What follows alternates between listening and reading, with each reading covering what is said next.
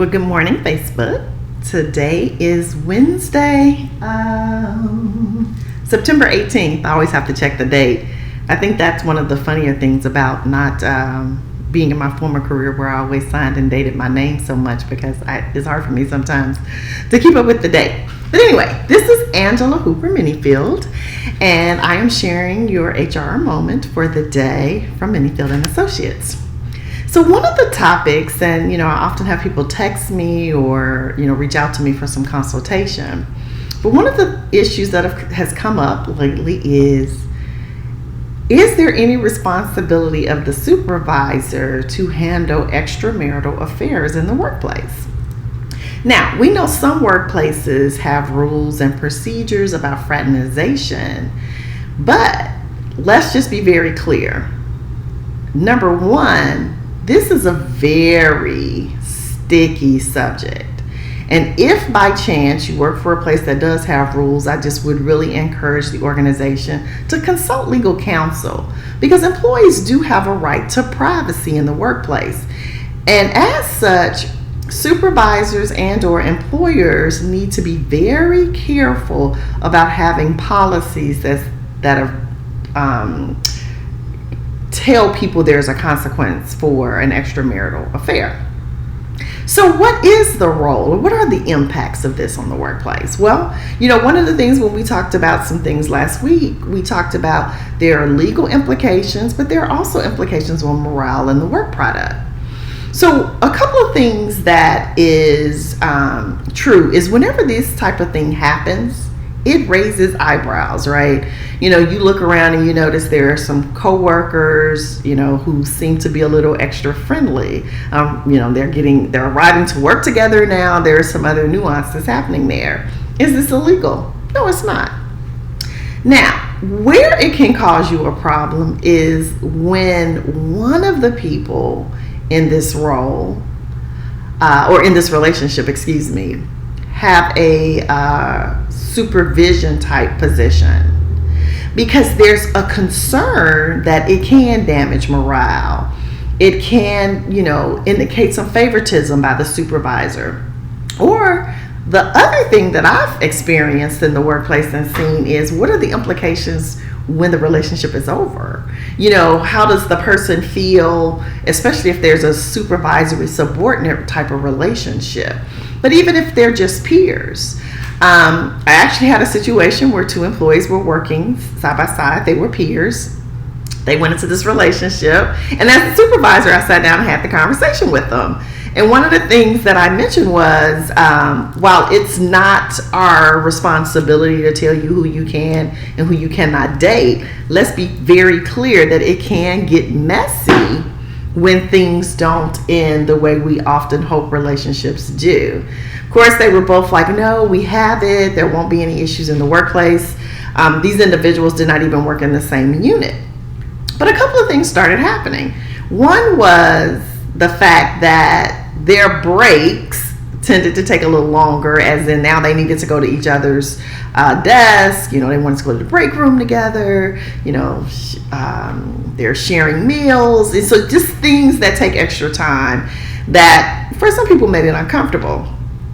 Then there was a dispute one day, I remember at work, about a cell phone bill. And I'm like, okay, you all are causing a disruption, and it's about personal stuff. And we kind of talked about this, right? They both apologized. We moved on. Fast forward, they broke up.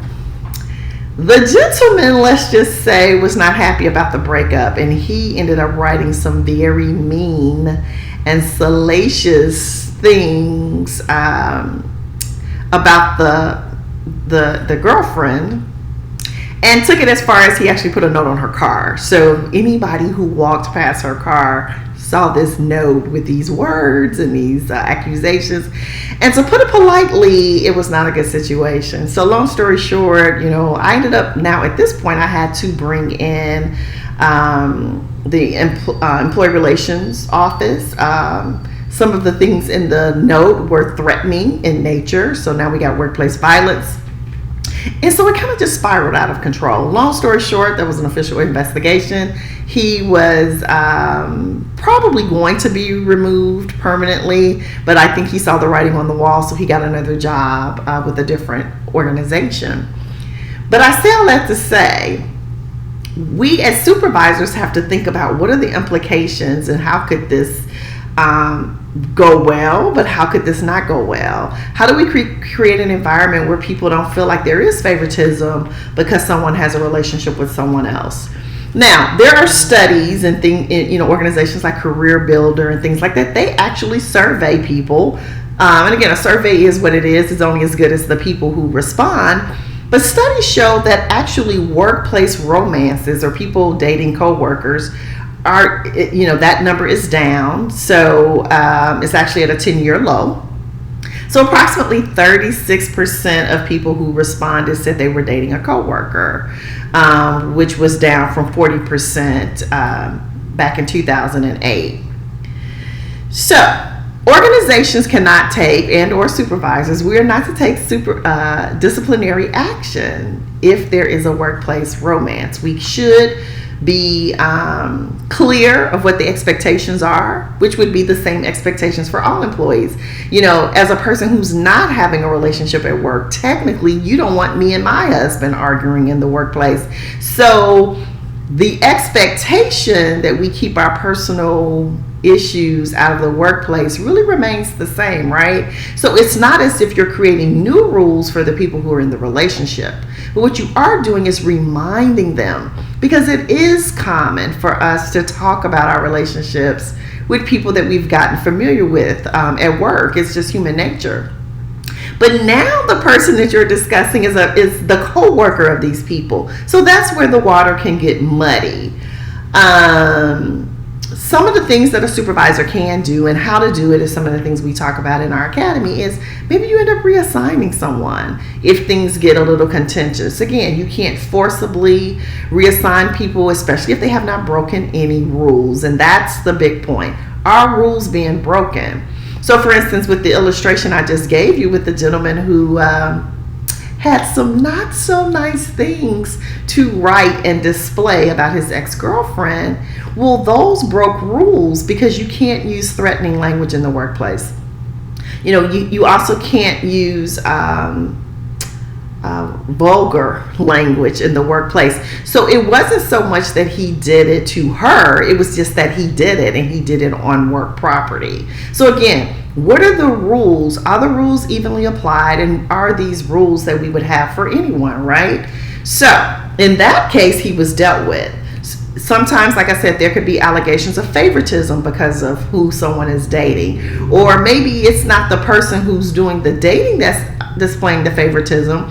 Perhaps I'm friends with the person that they're dating, and so now this person gets perks from me as the person in charge.